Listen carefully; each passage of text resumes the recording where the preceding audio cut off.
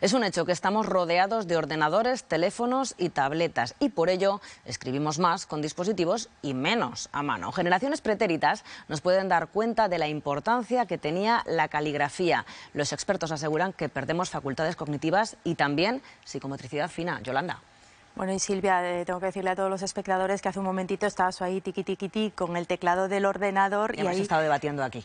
Hemos estado debatiendo y además con toda la información que tengo yo creo que se te está colapsando el cerebro en este momento.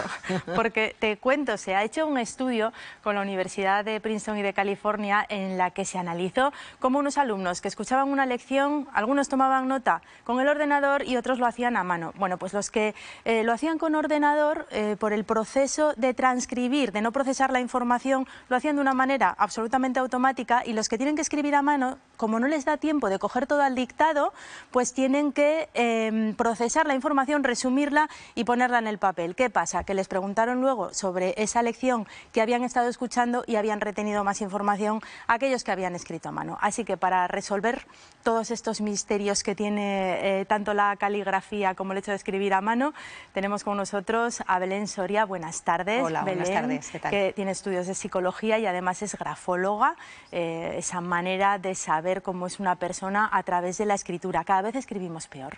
Cada vez escribimos menos y a la vez peor. Es decir, el hecho de que la tecnología ha llegado a nuestros días ha hecho que los niños y los mayores, también los adultos, pues escribamos menos a mano. Eso hace, como comentaba la compañera, que precisamente eso es lo que hace, ¿no? Que cada vez escribamos menos, escribamos peor. Las conexiones neuronales están ahí bloqueadas porque la escritura a mano lo que hace verdaderamente es pues enfatizar, ¿no? Esas conexiones neuronales para que luego el aprendizaje en los niños, en este caso, sea mucho mejor, ¿no? Me llama la atención, por ejemplo, el tema de la psicomotricidad fina. Sí. Es curioso que, por ejemplo, los niños que realmente escriben menos, también vemos que les cuesta más hacer cosas como, por ejemplo, atarse los cordones de los zapatos, porque realmente tienen ese tipo de movimientos menos trabajados, menos ejercitados. Exactamente. Los niños tienen problemas precisamente pues para atarse los cordones, para vestirse, para abrocharse un botón de la camisa. Tienen esa dificultad, ¿no? En la movilidad de los dedos, de la musculatura de las manos, sí. Comentábamos hace un momento que cada vez escribimos peor, nuestros padres, nuestros abuelos escribían mejor que nosotros, pero ¿ha habido algún momento en la historia en que la caligrafía haya sido absolutamente exquisita? A mí personalmente me gusta mucho la escritura del siglo XVIII, el siglo XVII-XVIII, la escritura francesa. Los franceses tenían una letra muy bonita que se llamaba redondilla. ¿La estamos viendo ahora? Es una letra muy redonda, muy curva, muy bonita, muy caligráfica, ¿no? Luego, después de este tipo de escritura, vino la inglesa, que se caracterizaba por las ampas, ¿no? Las letras altas, un poquito más inclinadas, de lo normal, unos 55 grados de inclinación, lo que es la altura de las letras en la inglesa, y es el copperplate, ¿no? Que se llamaba copperplate, la escritura inglesa. Pero a mí personalmente la francesa es una de las escrituras por excelencia como más bonitas, más elegantes, ¿no? Por decirlo de alguna manera. Es tan bonita, de hecho, que hay incluso papel de regalo que refleja este tipo de escritura. Correcto. Estamos hablando de las propiedades que nos aporta la escritura. Hemos estado en el Centro de Mayores de Salvador Allende precisamente para ver eso, qué propiedades aporta. Allí los mayores escriben a mano o realizan crucigramas. El objetivo es ejercitar la mente. Dani de Castro. Hacer crucigramas, por ejemplo, puede ayudar a activar la mente. Asun, buenas tardes. Hola, buenas tardes. ¿Es así o no? Es así, claro que sí. Aparte de que es divertido, hace que tengamos la mente ocupada y que vayamos adquiriendo también cultura, porque también salen palabras que no conocemos, con lo cual pues buscamos en el diccionario y vamos completando. Incluso gente que a lo mejor ha dejado de escribir puede volver a recuperar esa facultad. Por supuesto. Es cuestión de práctica, poco a poco. Esto es como cuando aprendes a ir en bicicleta, que luego hace mucho tiempo que no vas, pero luego siempre te acuerdas. Pues aquí pasa exactamente lo mismo. Es cuestión de empezar con paciencia y poco a poco. ¿Les recuerda, Carmen, por ejemplo, a sus clases en el colegio? Hombre, claro, es que no he dejado de estudiar toda la vida. Siempre estoy matriculada en algo y haciendo algo, o sea, no lo he dejado. ¿Estos crucigramas en qué le ayudan, por ejemplo? Hombre, pues lo que dice Asun, hay muchas palabras que no conoces y entonces tienes que ir a la Wikipedia, que ya no es el diccionario tradicional, y buscarlas, sí, sí. ¿Les cuesta un poquito más al principio y luego ya le van cogiendo el gusto? Sí, porque nosotros empezamos en una progresión. Empezamos por ejercicios sencillitos de vocabulario, de expresión, de buscar palabras, de buscar la relación entre las palabras, numéricos, y luego poco a poco, conforme va pasando el curso, le vamos dando un poquito más de nivel, lógicamente. Y los crucigramas, por ejemplo, van más para el final. Carmen, ¿cuesta escribir a mano ahora que estamos acostumbrados a hacer todo con el móvil? A mí no porque sigo escribiendo con lápiz siempre y no sé, o sea, yo no soy un ejemplo. A lo mejor es más fácil enseñárselo a ellos que a las nuevas generaciones, ¿no? Que no están tan acostumbrados a escribir. Sí, y además con ellos contamos con una ventaja, y es que vienen porque quieren, con una verdadera motivación, y eso es muy importante, y además son muy agradecidos. Muy bien, pues muchas gracias, y ya vemos que nunca es tarde si la dicha es buena. Queremos saber qué dicen al respecto los expertos. Está con nosotros Esther Sierra, neuróloga. Buenas tardes. Hola, buenas tardes. Esther, ¿qué funciones cerebrales se activan cuando estamos escribiendo? ¿En qué mejoramos cuando escribimos? Pues, a ver, escribir es una tarea bastante compleja y lleva implicado un montón de procesos cognitivos que además, de alguna manera, pues comprometen, ¿no?, diferentes estructuras del cerebro. Entonces, ya solamente el hecho de escuchar, vamos a activar la corteza auditiva primaria, o si tenemos que hacer una copia, pues vamos a activar zonas más occipitales, y a partir de ahí pasaremos a una segunda fase, que va a ser pues el hecho de la transcodificación de esos estímulos que nosotros estamos viendo. Entonces vamos a empezar a activar áreas pues más temporoparietales, occipitales, asociativas, ¿no?, que nos van a permitir esa decodificación de esa información que estamos viendo para luego pasarla a regiones pues más frontales, ¿no?, donde haya pues regiones pues de la corteza motora primaria o regiones pues como la zona de Esner, que se encarga un poco de programar estos patrones de la escritura, van a funcionar para mandar la orden a la mano. Por lo tanto, vemos que la funcionalidad que tiene la escritura dentro de lo que es el procesamiento cognitivo es muy complejo a nivel cerebral. Esther, buenas tardes. ¿Funciona del mismo modo el hecho de escribir para niños, para adultos y para personas mayores, como hemos estado viendo hace un minuto? A ver, es diferente, ¿no? Los niños están en un proceso donde están adquiriendo una serie de habilidades, donde bien habéis dicho, ¿no?, que se está trabajando áreas sobre todo sensorimotoras, que son muy importantes, y ahí la motricidad fina va a ejercer un papel significativo, ¿no? Y el hecho de escribir en papel va a potenciar sobre todo pues, aspectos cognitivos como la atención. En cuestión de los adultos, bueno, pues también vamos a trabajar funciones un poco de orden superior, ¿no? El hecho de estar escribiendo, lo que vamos a trabajar, como vamos más lentos con la escritura manual, lo que estamos fomentando es, de alguna manera, trabajar esa memoria operativa, permitir, de alguna forma, ¿no?, pues entender mejor lo que estamos haciendo y sintetizar mejor. Entonces, esto va a favorecer que después tenga un beneficio sobre el aprendizaje de lo que estamos escribiendo. Si lo hacemos de forma digital, pues al final es todo muy automático y no procesamos de la misma manera profunda, ¿no? Y no tiene el mismo impacto en lo que es el aprendizaje y la memoria. Y con la gente mayor, un poquito lo que estabais diciendo, al final, pues bueno, pues está estimulando funciones del lenguaje, ya puede ser comprensión, ya puede ser expresión, aparte de todo el tema de la coordinación motora que hablamos, ¿no? Y eso va a tener, como decimos, repercusión también en aspectos de memoria y en aspectos de funciones ejecutivas. Estamos hablando del qué, pero no del cómo. ¿Tiene los mismos beneficios escribir de cualquier manera o es necesario escribir bien?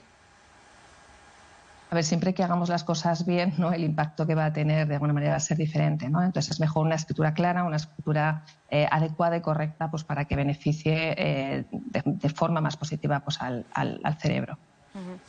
Y bueno, pues si tenemos que hablar de escritura compleja, de caligrafía compleja, ¿qué efecto podría tener, por ejemplo, Esther, perdóname la pregunta si a lo mejor es un poco inapropiada, realizar caligrafía japonesa? Es bastante complicado. A ver, realmente, si me preguntas un poco cómo está organizado esto, o si hay diferencias estructurales en los cerebros de los japoneses al hacer ese tipo de actividad de escritura frente a lo nuestro, no, porque realmente hay un principio universal, ¿no?, de lo que es organización cerebral, pero es posible que si nosotros ahora tuviéramos que ponernos a aprender, nos sería mucho más costoso para el cerebro y no solamente activaríamos las áreas típicas del cerebro, sino necesitaríamos una activación de otras funciones mayores, ¿no? A nivel de, sobre todo más de hemisferio izquierdo, también más de hemisferio derecho, con funciones más visoespaciales, ¿no? Para fomentar y para acentuar el aprendizaje de esta escritura. Muchísimas gracias, Esther, por esas aclaraciones y por habernos acompañado en el programa. Gracias a vosotros. Y bueno, vamos a profundizar en esto que hemos estado viendo porque, Silvia, tenemos en Aragón una asociación, que es la Asociación Aragón-Japón. Se imparten clases de caligrafía japonesa, es Kumiko Fujimura quien se encarga de impartirlas, y ella nos ha dicho que efectivamente es mucho más complicado para los occidentales, primero porque no estamos acostumbrados al alfabeto latino y aprender otro tipo de alfabeto nos cuesta muchísimo, y además las grafías tienen que ir hiladas. Es un proceso complejísimo que ella nos ha intentado explicar, y además nos ha dicho que la caligrafía japonesa es mucho más que escribir. Los preparativos para hacer caligrafía japonesa ya parecen un ritual. La atención que hay que prestar en todos los pasos nos dice que esta práctica es mucho más que escribir.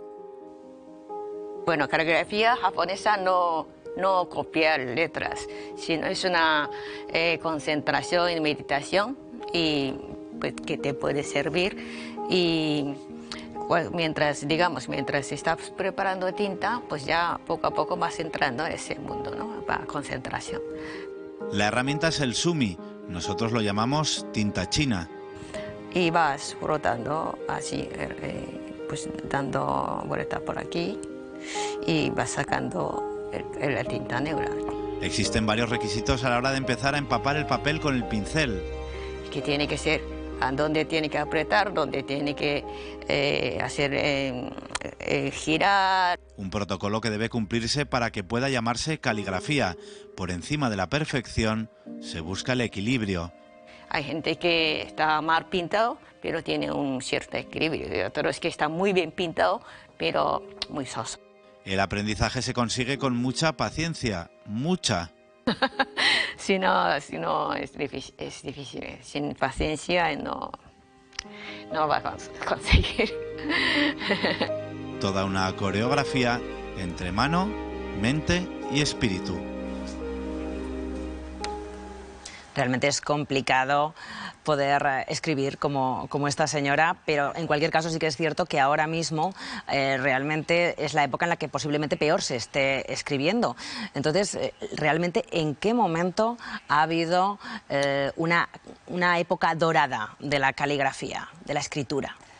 Hombre, la época dorada fue la del siglo XVIII, siglo XVII y XVIII, con la escritura francesa, ¿no? La escritura francesa es una de las más bonitas, ¿no? De las más redondas, más curvas, la letra redondilla, ¿no? Que se decía antes, y era una escritura ligadísima, muy bonita, muy ornada. Dibujada como la muy japonesa, dibujada, ¿no? exactamente. Armónica. Armónica, claro, empezaba con las letras capitales muy grandes que ocupaban 3 o 4 líneas y seguía con una letra ligada muy bonita. No invertían el mismo tiempo que nosotros con los apuntes, Silvia, ¿no?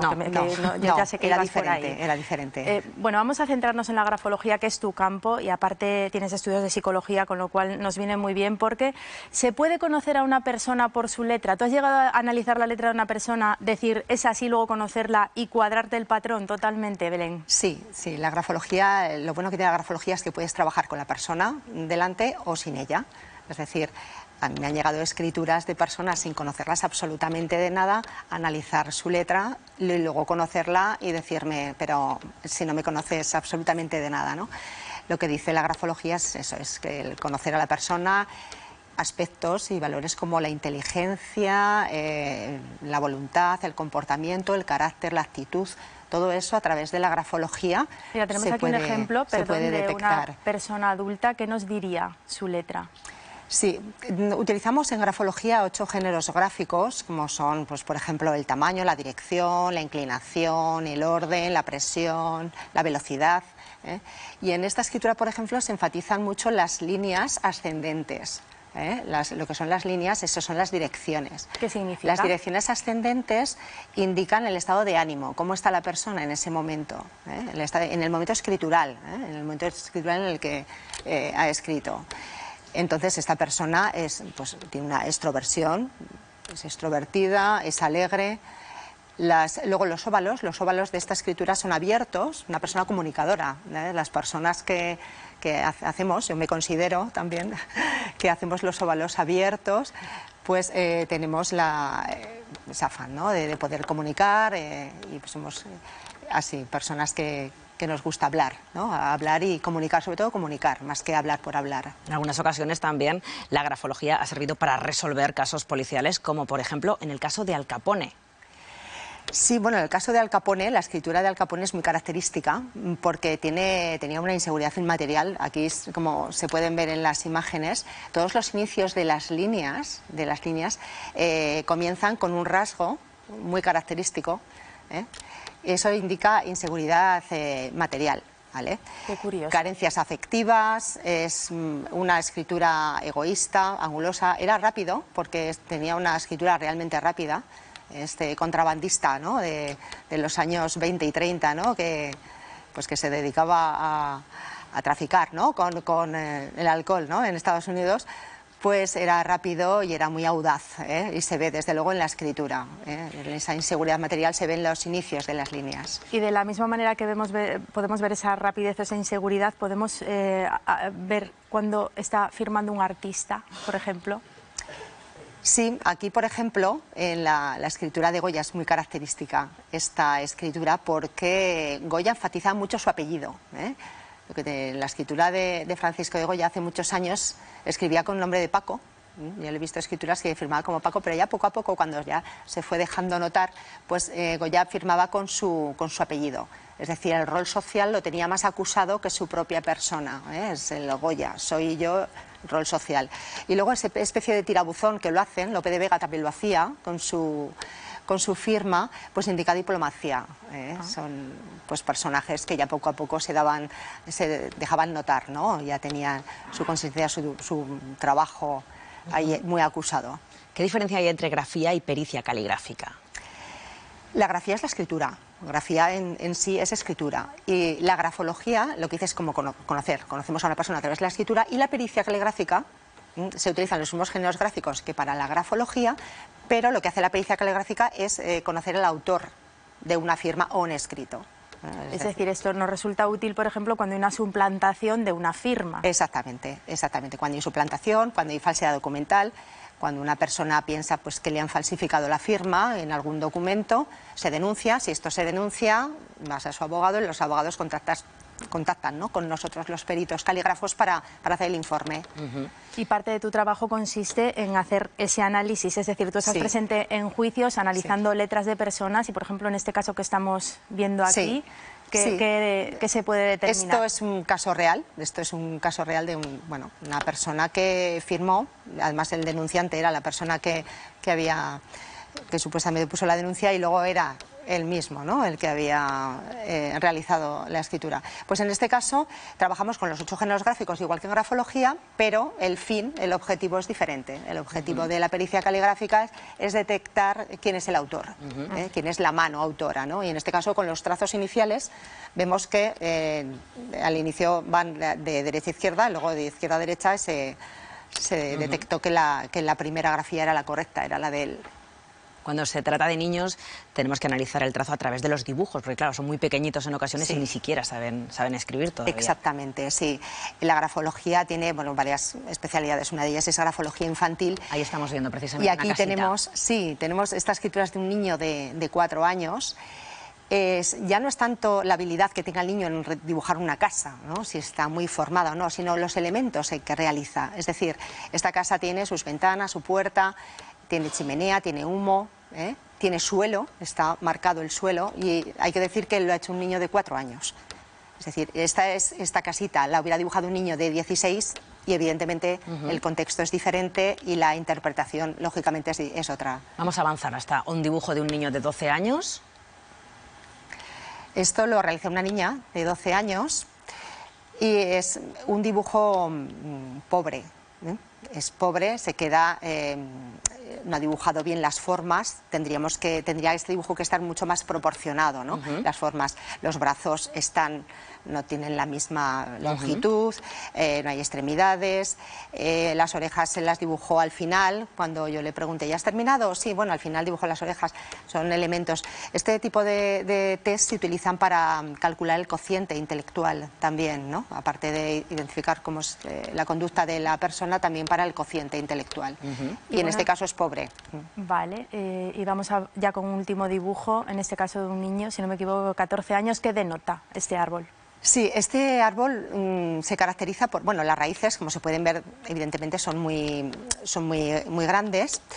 Lo que quiere decir, el dibujo sobre todo en la parte central del tronco, que si veis que hay un agujerito, hay una lesión en el tronco, ¿no? Es un agujerito y una rama. Bueno, pues eso indica que hay un trauma, Hay una fórmula matemática del doctor Wittgenstein que indica, ¿no? cuál es el grado y en qué edad más o menos ese niño ha tenido ese trauma, problema, una afección. Entonces este niño tuvo a los 10 años, concretamente tenía 14 cuando hizo este dibujo, pues a los 10 tuvo un trauma.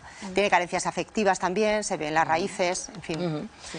Bueno, increíble lo que puede dar de sí este tema. Muchísimas gracias a las dos, gracias por haber venido. Y a ti te veo en un ratito. Muchas gracias, Silvia. Si es posible, no sé si compañeros podemos ver la disgrafía que teníamos preparada de un niño que escribía muy mal, que siendo muy pequeñito. ¿Es posible verla? Un segundo. Pues la estamos viendo y después de pasar por las manos de Belén, el niño escribía de esta otra manera. La importancia de que una persona, vamos a ver la siguiente, para ver la importancia de de que una persona se ponga en manos de un especialista para conseguir este resultado y mejorar la escritura.